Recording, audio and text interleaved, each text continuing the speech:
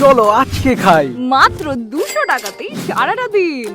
যথারীতি 200 টাকা নিয়ে সবার প্রথমে চলে গেলাম আমরা মিয়া মোড়ে, আর সেখান থেকেই নিয়ে নিলাম 48 টাকা দামের একটা চিকেন স্যান্ডউইচ, আর যেটা খেয়েই তো আমরা আমাদের ব্রেকফাস্ট আজকে সেরে ফেললাম। তারপর চলে গেলাম একটু ঠান্ডা ঠান্ডা লস্যি খেতে, আর লস্যিটার দাম নিয়েছিল 20 টাকা, তাই এখন আমাদের দুজনের কাছে পড়ে রয়েছে 132 টাকা। এরপর লাঞ্চ করতে চলে এসেছিলাম আমরা আমাদের ফেভারিট একটা ছোট্ট ক্যাফেতে, যেখান থেকে নিয়ে নিয়েছিলাম 62 প্রাইসের একটা ছোট্ট চিকেন বার্গার। আর এত ঘুরে ঘুরে ভিডিও করার চক্করে তো পুরোই হাঁপিয়ে গেছিলাম, তাই নিয়েছিলাম 7 আপের নিম্বু পানিটা, যেটা কিন্তু মারাত্মক রিফ্রেশিং ছিল, আর যার দাম নিয়েছিল 15 টাকা।